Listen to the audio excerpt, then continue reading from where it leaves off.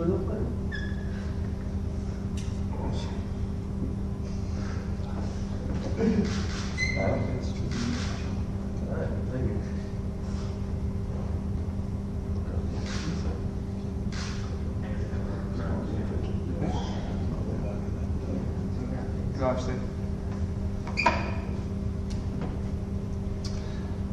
evening, and I'd like to welcome everybody to the Pompey Explosion press conference for Thai boxing back in Portsmouth on Saturday the 9th of June. The event will take place at the Liquid Envy nightclub. Starts at 3:30 in the afternoon and it will finish around about 7:30, so everybody can go and watch the Klitschko Fury fight that evening, so we can have a double dose of boxing during that day. Michael Balingall is promoting the event, but unfortunately Michael cannot be here this evening. He's up in Liverpool as he's awaiting the birth of his child at the moment. So Michael's not able to be here, so I'm heading up for a press conference today. I'm joined by 5 of the boxers who are taking part in this event. But we do start off with some sad news today that Floyd Moore's unfortunately damaged his hand and is actually out of the fight with Michael Devine. And I knew that literally 45 minutes ago when I got here. So that's bad news, but there is plenty of good news. We've got 2 championship contests, joint top of the bill with Joel McIntyre and Lucas here. What I plan to do is introduce everybody on the table, have a chat with everybody, and then we'll take any questions from anybody in the audience or from anybody online watching this press conference live. On my far right is an exciting light heavyweight David Thomas. He's nicknamed the Mighty Quinn. His name is Charlei Quinn. He's a full-time firefighter and he's making his debut on this exciting card. He's got a lot of support that he's bringing down to Portsmouth on that Saturday. He will be competing against, it will be a foreign opponent now as his original opponent has pulled out. But at the moment we're not sure who Charlei will be boxing, but it will be a tough enough contest for him on his debut. Next to Charlei is one of the most exciting cruiserweights around. Biola Kudus has been involved in some very exciting dust-ups. He had a big fight in London with Carl Wheeler. I know that Biola is chasing the rematch, and we will talk to him about that this evening. He's won all his other fights apart from that, including some really good knockouts, and he's definitely a cruiserweight with a lot of potential, and he's got a lot to talk about. Next to Biola is Joel McIntyre, who I'm delighted has signed with us recently, and this will be his first fight under the Goodwin banner. I'm looking forward to Joel getting up to the southern area, English titles, and beyond over the next 12 to 15 months, and I'm convinced we'll definitely have an English title for him minimum next year.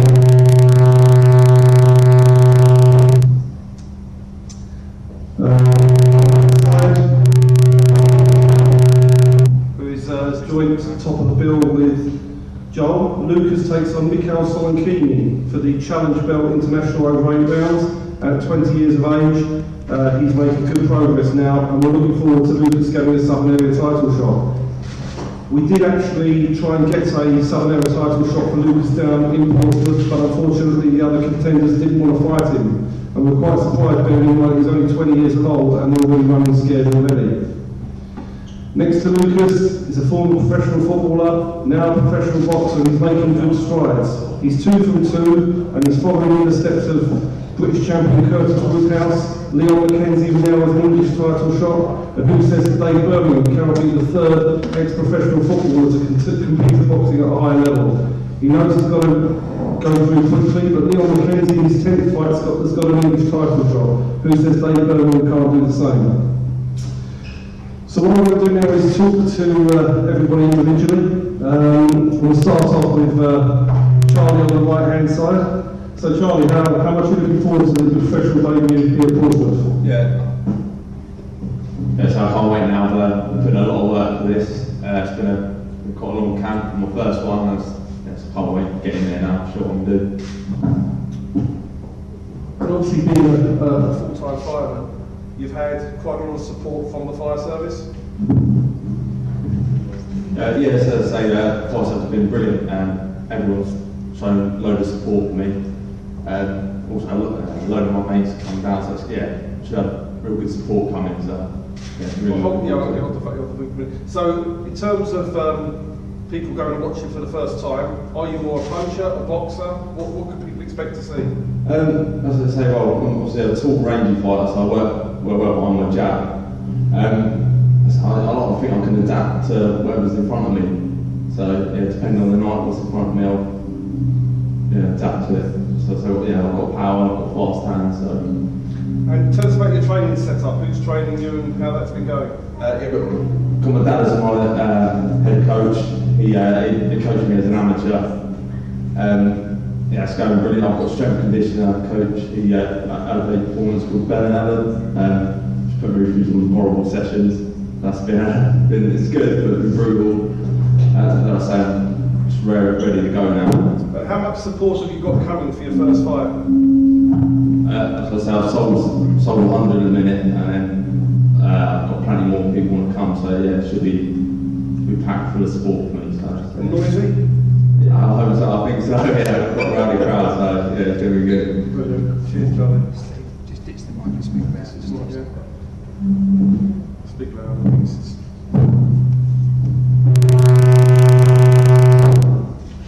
Just speak loud. So next to Charlie, we've got a cruiserweight I've spoken briefly about already. Biola Kudus. I always like watching Biola's fights. You know he's never in a dull fight, and he obviously had the big challenge belt fight with Carl Wheeler in London. The first round, Biola won the first round, got caught in the second, and the referee stopped the fight. We'll talk about that again in more detail in a minute. Carl's come back from that with another win since. He's now taking on the very tough Tomislav Rudan, who took former Commonwealth champion Tony Conquest full 6 rounds, gave Jose Lopez plenty of problems, and fought Carl Wheeler as well. So obviously looking to make a statement and try to do the job better than Carl Wheeler did, I'm sure.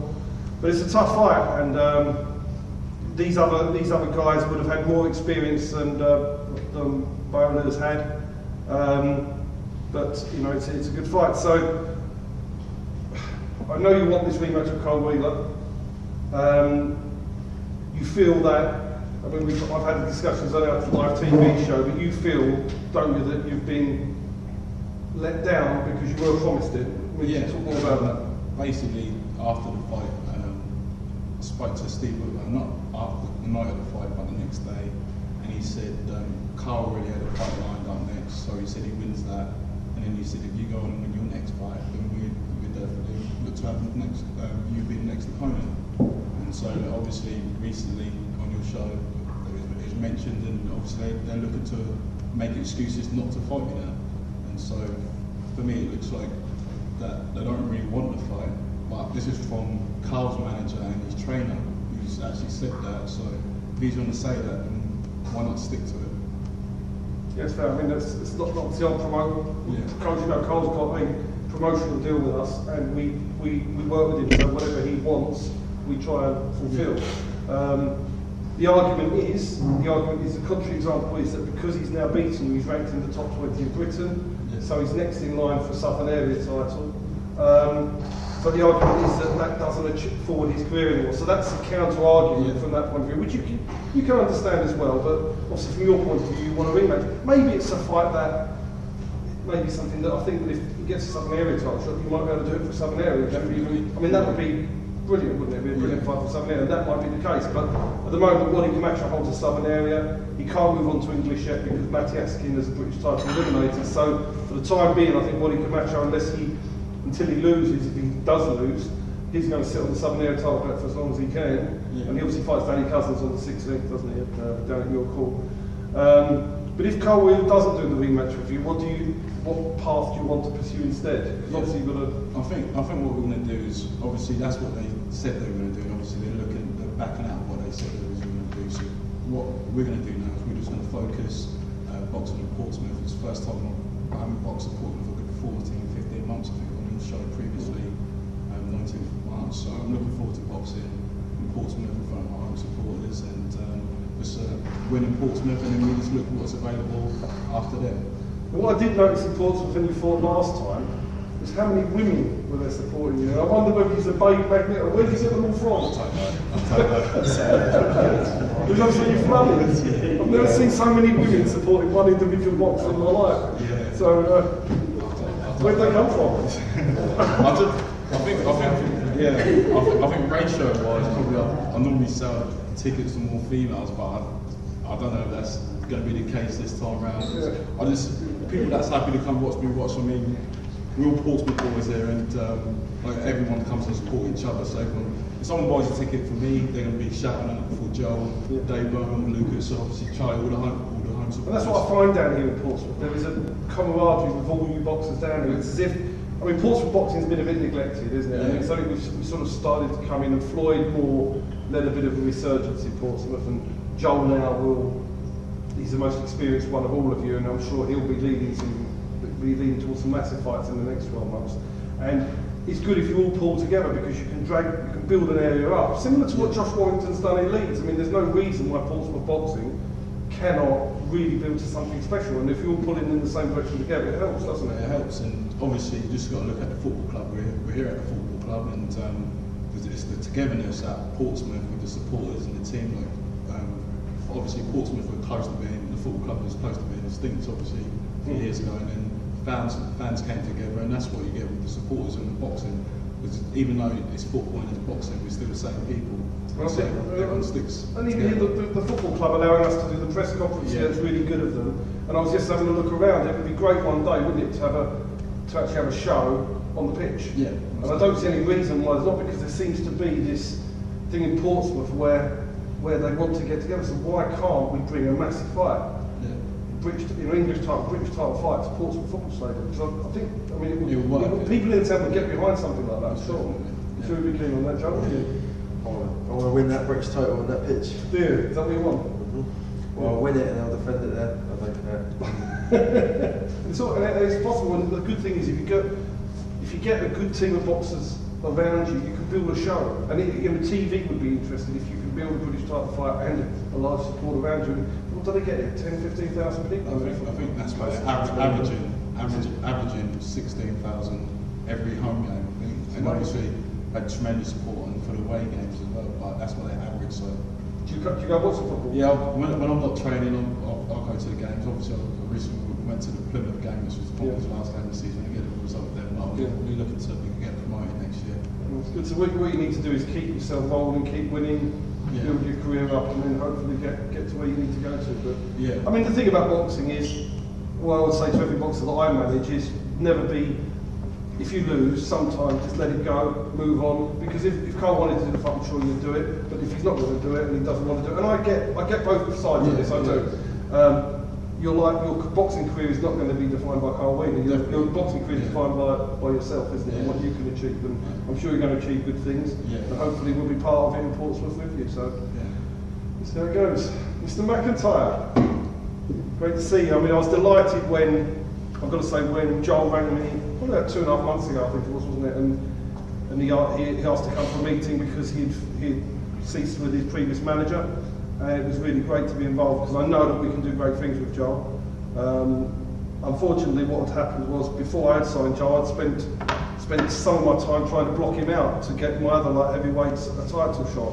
And now we're having to rectify what I'd sort of done to him in the first place. But I'm sure we're going to be able to do it. And what I think was really has impressed me about Joel was the day after a guy called Vladimir Idrani absolutely smashed Charlie Duffield on a Frank Warren show, we got a phone call from John Murray, who trains Joel, saying we don't want some muppet in Portsmouth, we want Idrani. Idrani has come to England, has basically stopped an unbeaten Warren light heavyweight, and Joel wanted to drag him into Portsmouth, and that's the heart of a fighting man. So the story goes, and this is what I was just telling Joel before, that Kevin rang to get the match made with Idrani. Apart from wanting loads more money because he thinks he's a superstar because he's beaten Charlie Duffield, they then said, yeah, but okay, McIntyre's just a stepping stone, he's no good. We need you to get us a fight with Miles Shinkwing, with Hosea Burton or Frank Buglioni, because this is just an easy fight. You'll step past him and they want a bigger fight afterwards. So we had to guarantee that we would try and help him find bigger fights because he considers this to be a formality. So obviously, I mean, I've watched Idrani. I think Joel beats him.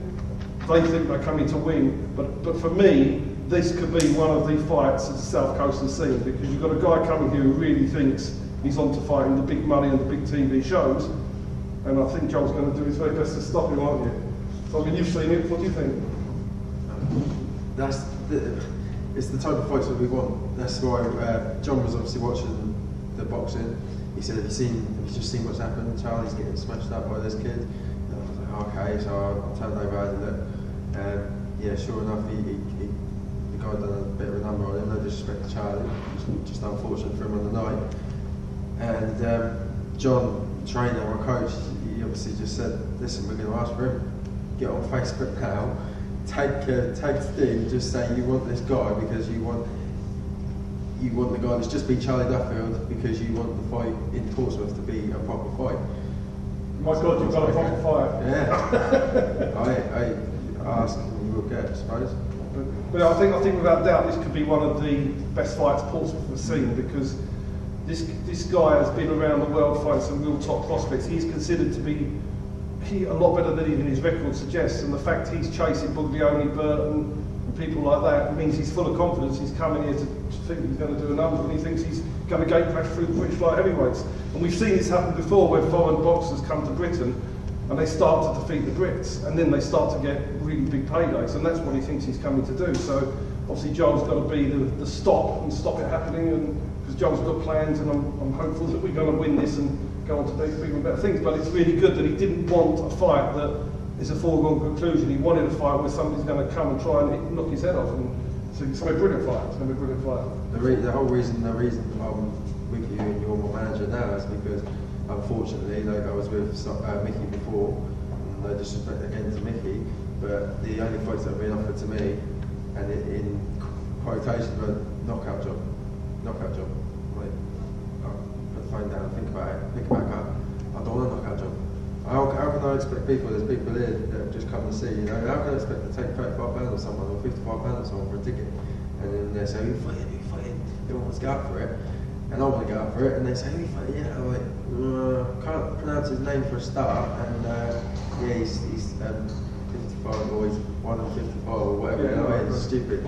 So I can't be involved in it. The thing doing my job also is what Kevin will tell you, is when you ask for these fighters, they just increase their financial demands, so you have to pay more. But Joel wanted him, so we were going to meet the financial demands. It was as simple as that, really, because if I've signed Joel, so therefore I owe it to him to deliver what he wants. And sometimes it might cost you a bit of money, but you've got to do it. Well, yeah, and then promoters, managers aren't always willing to do that, but you can see the big picture. Yeah. And I'm not going to let anybody down. So this is going to be when you make a statement, hopefully, and Portsmouth become bigger, and then we maybe do another one in Portsmouth towards the end of the year, an even bigger show, and look for a massive show next year. That's the idea, isn't it? We're just going to build it. So that's really, really good news. Not forgetting the joint top of the bill on my left-hand side, 20 years of age. You're still 20, aren't you? 19 years of age. 19 years of age. He's only 4-0, but I can promise you this: we were trying to set up a Southern Area title shot on this show, and I'm not going to disrespect other boxers, but by mentioning names, I do that often enough. But people that have got 2 times, 3 times more fights than Lucas would not fight. They will not fight. No, we're not going to put him in between. They're finding every excuse in the world not to fight. So we've had to do an international fight for him against a very, very tough man by the name of Mikhail Solonkini, who's fighting from Georgia now. This chap just went 5 rounds with Duke Mika, who was the Ghana Olympian. And Duke Mika's the next world champion contender coming from Ghana, who's won 16 out of 16, stopped all 16 fighters. He's unbelievable, and he took 5 rounds, and he had some trouble with this Solonkini. So for Lucas, it's a chance to make a statement. He's taking on a guy who's had 20-odd professional fights. He really didn't. And the interesting thing was about this fight is there wasn't a question of who am I fighting. It was get me the toughest one who will come over and fight. We didn't have to say, which you do with some boxers, do you want him? No. Do you want him? He's too hard. No. We're talking the table here, and I mean every single person on this table, they're all proper fighting men. Not all boxers are like this. They want to build up false records against people that can't fight back and can't hold their hands up. Every single lad on this table wants to have a fight, wants to develop their careers, and is prepared to fight anybody. And these guys here deserve to bring Portsmouth back onto the massive map of boxing. So I mean, for you it's a great opportunity, isn't it? I mean, you're not doing a 4 round, you're actually now up to 8 rounds and a challenge belt. I've never done 6 rounds, I'm going straight 8 rounds. I'm ready for it. I'm doing all the rounds in the gym. Don't know much about my player. I know he's tough, I know he's big, he's got big names and stuff, but so it's going to be a good step up. Obviously, my first title as well in my own town, so it's going to be good, yeah. But how's your support been for it?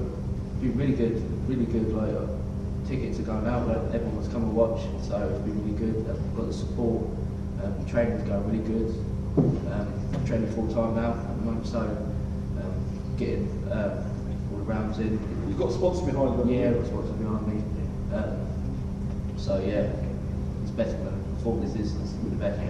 I mean, it's great to again for Portsmouth boxing to be able to go and be in the headliner show in your hometown is fantastic, isn't it? It's fantastic. Yeah, I can't wait for it. And your dad's, I think your dad's excited as well, isn't he? Yeah, I bet he is. I mean, I saw Lucas. We went to Turkey last year, didn't we? Yeah. And the first time I'd seen Lucas box, and I was very, very impressed with him. And you know, I think that he can win this and go on to great things. And what we've done with his dad this week, Lucas has signed a promotional deal with us, so we'll be working with Michael to guide Lucas's career and bring him onto title shots. And we're going to be working together with Michael on that. Similarly, that we've done with Floyd Moore. We built Floyd back up to title contention. Unfortunately, you know, Floyd's injured, but I'm sure that Lucas we can push forward, and I think we'll get him a Southern Area title shot probably beginning part of next year.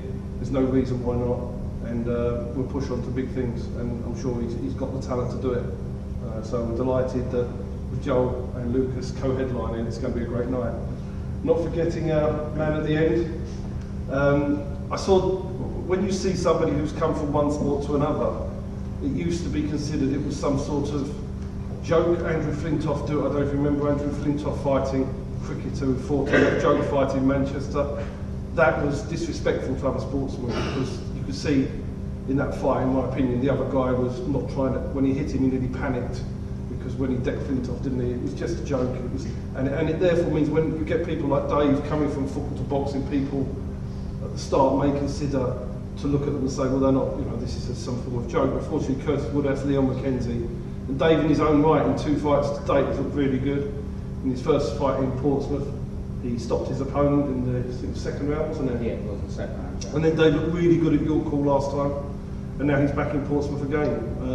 Although he's 34, he's starting his career late, and there's no reason why Dave can't push himself forward next year by the end of the year towards a Southern Area title shot, which would be amazing to start off with, and we'll be working with Michael to help Dave do it. So how are you, after, now it's your 3rd fight, how are you finding the transition? It's just enjoying it. There's a love and pride of it at the moment. Got a great team around me, obviously sparring with Lucas, 19, he beats me around a bit, but it's done really well. There's a massive difference in football. Massive difference. Yeah, well, one you're kicking the ball, the other one you get punched in the head. It's not just that, it's the fitness side of it as well. You know, we get the Pompey lads come in the gym and they can't do the training we do. So would you say a boxer is fitter than a footballer? I think you've got to look at it in context really. I'm sure if we went on a football pitch, Joel, B and all of us went on a football pitch, we might be blowing a little bit like they do when they come in the gym. But the difference between football and the boxing, you're in the ring on your own, whereas on a football pitch you've got 10 players that can bail you out of trouble if you make a mistake and stuff like that, where you're in there on your own. If you make a mistake, you're going to get hurt. So it's just part of it. So how far do you think you can go in boxing, and what are your aspirations? Well, let's go as far as I possibly can. At the minute, I'm just enjoying what's happening. I've got Mikey around me, I've got a great team around me, so if Mikey, I'm just listening to Mikey, if he says we're ready for a challenge bout, we're ready for a Southern Area, I'm going to take it. I'm a bit like Joel, I'll fight anyone, you know. Don't know how experienced they are or anything. Chris Lake's had 200 fights, got straight with him, give away half a stone and fought him. Yeah. So it really don't bother me, I just jump in and beat him on another fight.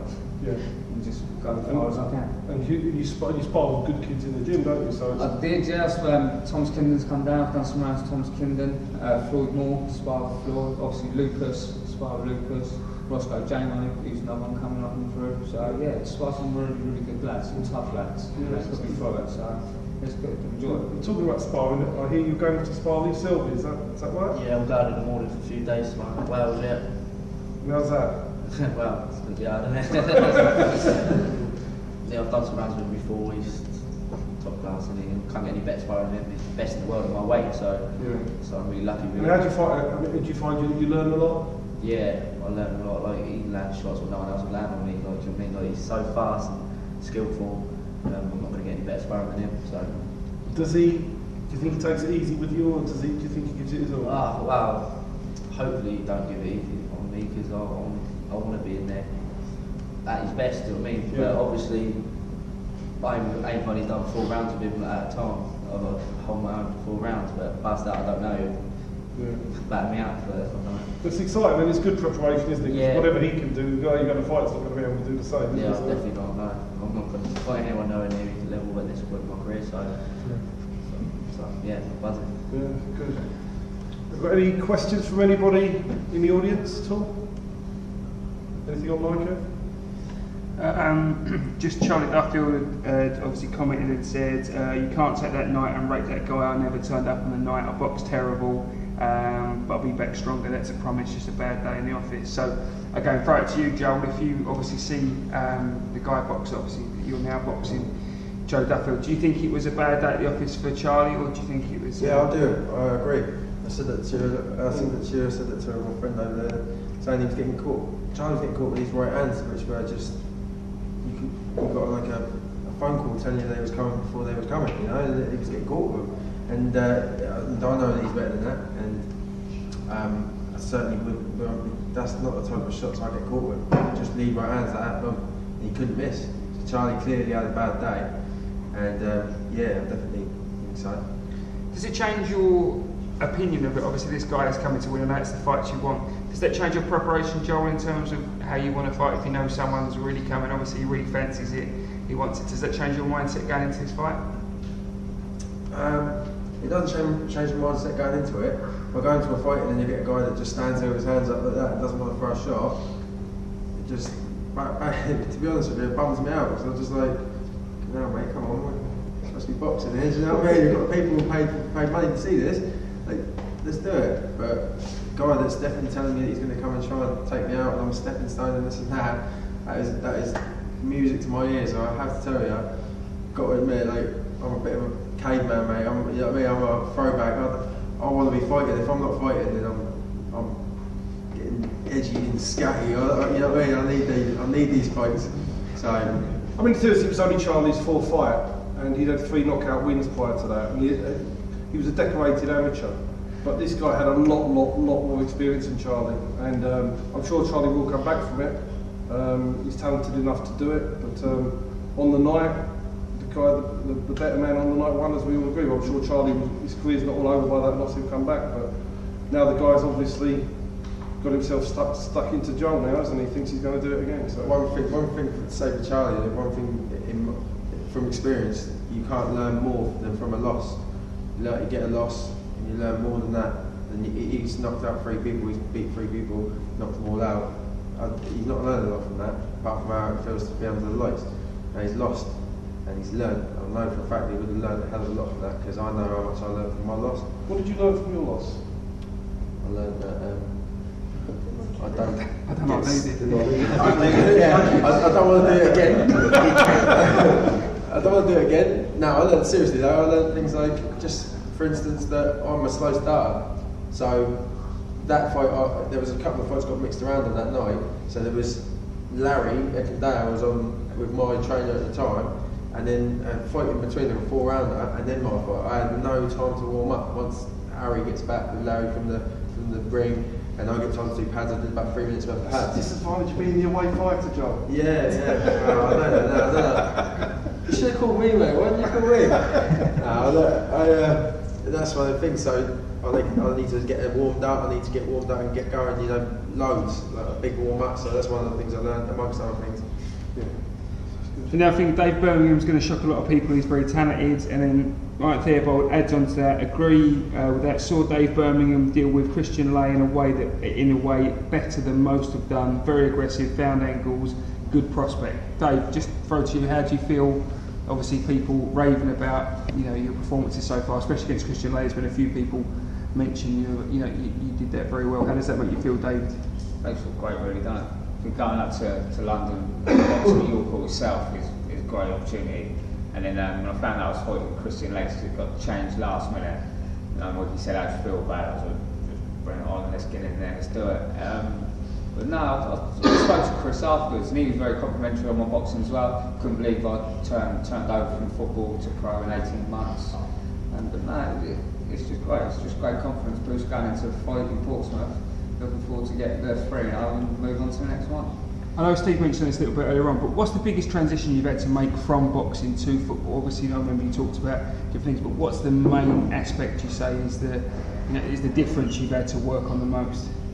I remember the first time I stepped foot in the gym and they said to me, "You're going to spar Floyd Moore," and he hit me with a body shot. And I'll tell you what, I think the spinning towel could have hurt me. He winded me that bad, so learn to take a body shot was the first thing I felt I'd better start doing pretty quick. But I was since then, it's just toughening up really, just toughening up, different type of fitness, get the ring craft about you. You can't always go guns blaring. Mikey told me at Chris Lake's in the third round, he said step off it a bit and take a bit of a walk, which is not quite my style, but I've done it, and then yeah, it was good. It's just something to take on board really. So if you say it wasn't your style, what is your style? All out, go for it. The caveman with Joel.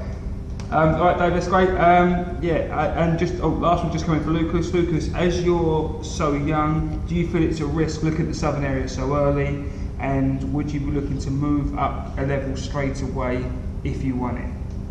Well, I don't think I'm too young at all. I'm in there with the best sparring and holding my own. I'm maybe 19, but my boxing brain's a lot older. I'll take that now. Southern area, I'm more than ready for it, to be honest now. I'm ready to, yeah. Easy. And Chris Hobbs has come on. Who's Biola fighting against? He's fighting Thomas Lavrudan. Biola, Steve obviously mentioned earlier, Thomas Lavrudan obviously been in with some good people. Tony Conquest, went this was Tony Conquest, former Commonwealth and WBO European.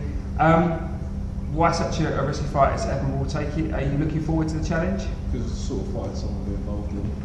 Quite similar to obviously the fighters here that they want people coming to win, and so if that brings out the best in me, then so be it. So I want my supporters to see the best in me. So if someone's coming to win and fight, that's what I want to do, and I just want to put on a good show. Well, I think it's fair to say, Kevin, you spoke to the agent, they fancy it, don't they? Yeah. Rudan's people, they do fancy it. And that's good, they're not coming to make the numbers up, they fancy it as well, so that's great. So Steve, just to throw it back to you, just at the end of this, all the instructions online, you've got lots of fighters in sort of 50-50 fights, people coming for fights. Is that the main theme for this show in Portsmouth? It's the main theme for every show. What we try to do, and it's slightly different than everybody else, there is no point in a fighter, I think Joel will say this, getting to 10-0 and fighting people that can't fight back. Because some people do this and they build up and then they put them in a real fight and then they get hammered. They get found out and hammered. The only way a fighter is ever going to be a top class fighter and a champion is to step up the levels and take small calculated risks on the way through their careers. If you look at everybody sitting on the table, if you see the three guys in the middle who are in 6 and 8 rounders, for example, they've all got calculated risky fights. Now, when I don't manage Biola, but we're still trying to make the right fight for him with his manager and his training team. I manage Joel, we promote Lucas. The point is, we're trying to give them fights that are going to advance their careers, but they're going to have to take risks. But we believe that these calculated risks will pay off, and that's our job. If these guys all get beat, you can come and shoot me, because it's going to be, at the end of the day, it's our fault. But we are trying to give them fights that people are going to come and watch them and think, God, that was really worth watching. But we think they'll prevail. And if Joel's going to go where I think he's going to go, he will take care of this guy. No matter how confident or cocky he is, Joel will get rid of him. Sit wrapped up from yesterday from our end, Mr. Zillian. So no, we're going to in a minute play the promo video for everybody watching online. We'd like to thank Portsmouth Football Club for having us. We'd like to thank everybody here for coming. I'd like to thank all the boxers here for supporting boxing in Portsmouth. We do believe that boxing in Portsmouth will take off massively over the next 12 to 18 months. We know of ourselves, we've just signed another local boxer ourselves, so we're building up our team in Portsmouth. It's going to be an exciting ride, and for these lads here, this is where they want to fight. They want to fight in Portsmouth. This is their hometown. This is where we want the public to come out and support them, and we want boxing to grow. So thanks a lot for coming. Hit the video. And,